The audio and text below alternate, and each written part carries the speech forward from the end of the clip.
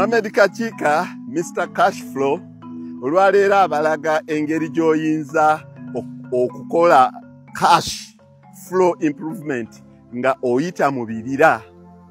Mohamed Kachika agenda kubalaga engeri gy'osolozaamu ssente mu kibira.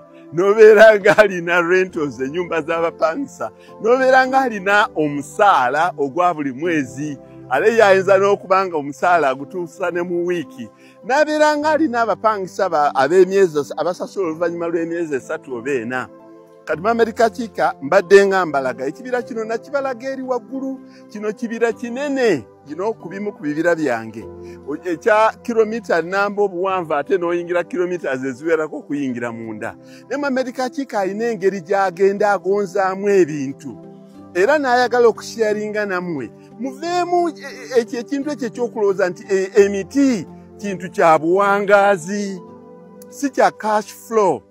Nze nsimba ekibira kati kino nkisimbira emyaka 2. Nentandika wentuukira okutuuka eri gye namaliza nga nsimba. Ng'eno gye nasookera ate olwo ntandise okutemamu obutono bu small po. Ntemamu butono nendeka emikulu ne gikula. Wempereza emyaka 3 n'ekitundu nga olwo ntemamu. Kati laba giigino ntemyemu ngitema nga gimaze okuwanvuwa olw'okuba nsimba mingi ne giwanvuwa. Bwe giwanvuwa bwe ntemamu okusalira ne girooka gigejja. Nensobola okuba nga nsobola okutundamu omuti ogumu nga guvaako obuloddo obwa fuuti 10 obuloddo 3 ogusigalayo emabega ate era nagwo ne gubeera nga muwanvu. Gino gye baseresa amayumba gye mulaba bajjako ebigunde egy'omutwalo gumu 12 n'omutwalo gumu n'ekitundu. Olwo omuti ne guba nga guvuddeko pieces 4.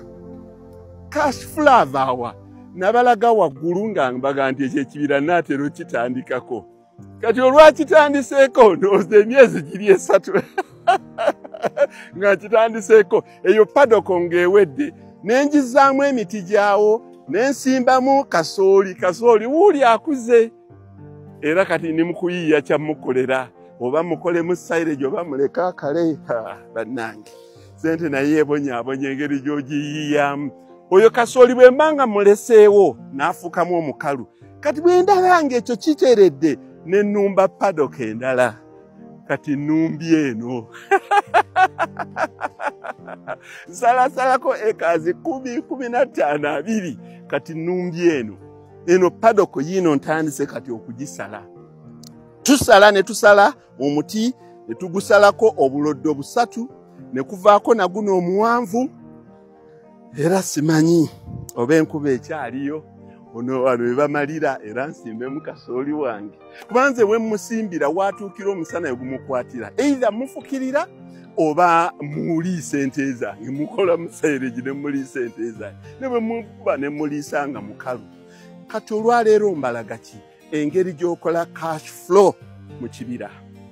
Ebibira nina bingi mbadde nga mbalaga gyensala nempa abantu ne basimbamu ebijanjaalo byabwe gye mbadde mbalaga. Kati mbalagako ku kino mega kyensalira myaka 2. Naye nga buli myezi 3 nsalawo olusalo olunene olwa ssente ezeegasa. Ensawo nenjuulira ng'eggumidde ne bank account nenjuulira ng'eggumidde. Kubanga okusalako ekazi nga 15 oba 2 ate n'oziddamu. Mohamed Kachika mu cash flow bwe oyagala okutereeza cash flow obeeranga mulyazaawo. Kati wano era tutereezaamu. Omusana olunagiramu bwe guti gino emiti nga givuddemu nga njokyawo. Oluba okwokya bwe nti abantu ab'ekyalo bansombedde mu bo batutte enku naye nga bankiriyalingira ettaka lyange nga nzizaamu omuti gwange. Ogwo omuti gugenda kuba gulina enjawulo wakati wa guno na guli emyezi 4. Era genda bwe nti bwe naamaliriza paddock eno okugituusa eri ndowooza kijja kuntwalira emyezi nga 8 olwoke ndumbe paddock eno. Bannange mukitegedde engeri gy'oyinza okuba ne cash flow ku kibira.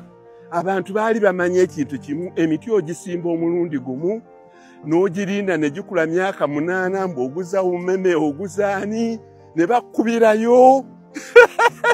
Bwe processinga check yo na invoice yo Mohamed Kachika betabirinda.